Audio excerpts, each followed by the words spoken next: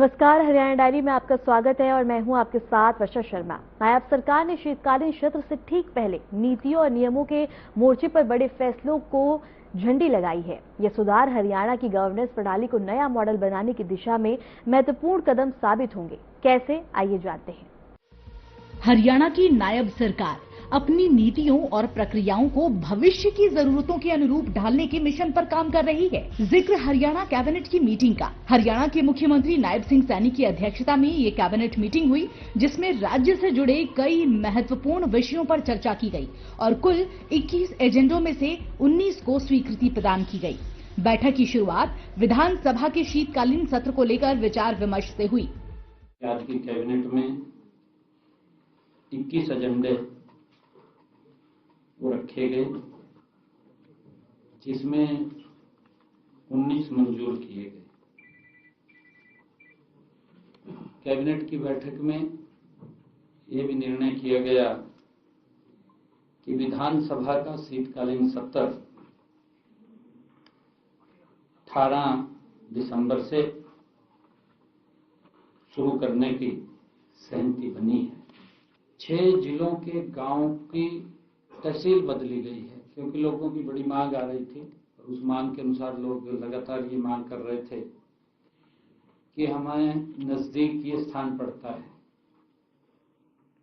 6 जिलों के 17 गांवों को, सेक्टर्स को एक तहसील से दूसरी तहसील में स्थानांतरित करने की मंजूरी भी दी गई है, क्योंकि इसका मुख्य उद्देश्य प्रशासनिक सुधार के तहत नागरिक सेवाओं में तेजी लाने और उन्हें अधिक प्रभावी बनाने के लिए कैबिनेट में निर्णय किया गया है। मैं बताना चाहूंगा कि इस बारे में लोगों और जनप्रतिनिधियों की ओर से सरकार के पास लगातार मांग आ रही थी। इसके साथ ही नायब सिंह सैनी ने ऐसे कई सारे सुधारों को परवान चढ़ाया। कैबिनेट ने हरियाणा मोटर व्हीकल संशोधित अधिनियम 2025 को मंजूरी दी। एनसीआर और नॉन एनसीआर दोनों ही क्षेत्रों में परमिट आधारित गाड़ियों की अधिकतम आयु अब स्पष्ट रूप से तय कर दी गई है। टूरिस्ट गाड़ियों की जो चलने वाली हैं, उन गाड़ियों की अवधि तय करने के लिए प्रस्ताव को भी मंजूरी दी गई है।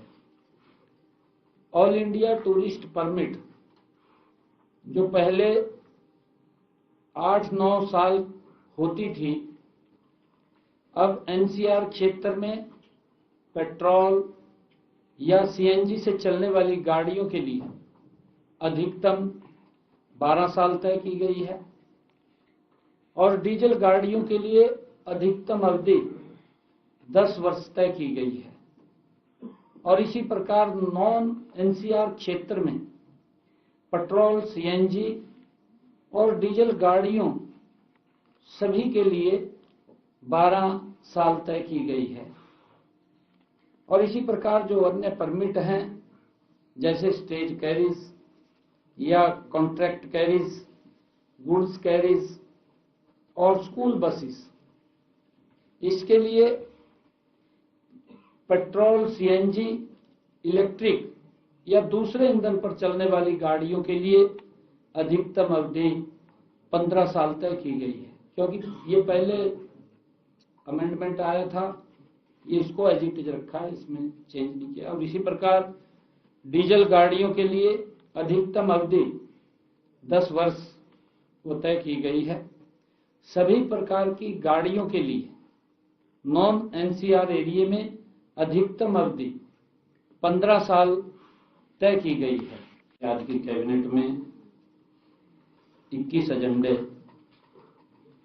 वो रखे गए, जिसमें 19 मंजूर किए गए। कैबिनेट की बैठक में ये भी निर्णय किया गया कि विधानसभा का शीतकालीन सत्र 18 दिसंबर से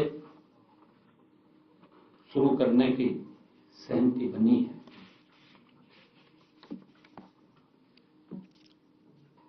इसी प्रकार हमारे जो कैबिनेट में निर्णय लिया गया, 6 जिलों के गांव की तहसील बदली गई है, क्योंकि लोगों की बड़ी मांग आ रही थी और उस मांग के अनुसार लोग लगातार ये मांग कर रहे थे कि हमें नजदीक ये स्थान पड़ता है। 6 जिलों के 17 गांवों को, सेक्टर्स को एक तहसील से दूसरी तहसील में स्थानांतरित करने की मंजूरी भी दी गई है, क्योंकि इसका मुख्य उद्देश्य प्रशासनिक सुधार के तहत नागरिक सेवाओं में तेजी लाने और उन्हें अधिक प्रभावी बनाने के लिए कैबिनेट में निर्णय किया गया है। मैं बताना चाहूंगा कि इस बारे में लोगों और जनप्रतिनिधियों की ओर से सरकार के पास लगातार मांग आ रही थी और उनके द्वारा दिए गए परिवेदनों पर विचार करने के लिए हरियाणा सरकार ने एक उच्च कमेटी का भी गठन किया हुआ है। हरियाणा कैबिनेट के ये वो फैसले हैं जो हरियाणा की गवर्नेंस प्रणाली को नया मॉडल बनाने की दिशा में अहम कदम माने जा रहे हैं। राज्य सरकार ने एक के बाद एक कई बड़े फैसलों की घोषणा की है, जो आने वाले वर्षों में हरियाणा की प्रशासनिक, शहरी और आर्थिक व्यवस्था को सीधे ही प्रभावित करेंगे। ये बदलाव हरियाणा के शहरी ढांचे को फ्यूचर रेडी बनाने के साझा प्रयास हैं। तो साफ है कि सूबे की नायब सरकार अपनी नीति और प्रक्रियाओं को भविष्य की जरूरतों के अनुरूप ढालने के मिशन पर काम कर रही है। आने वाले शीतकालीन सत्र इन सुधारों को किस दिशा में आगे बढ़ाएंगे, फिलहाल करेंगे चर्चा। और फिलहाल के लिए हरियाणा डायरी में इतना ही। नमस्कार।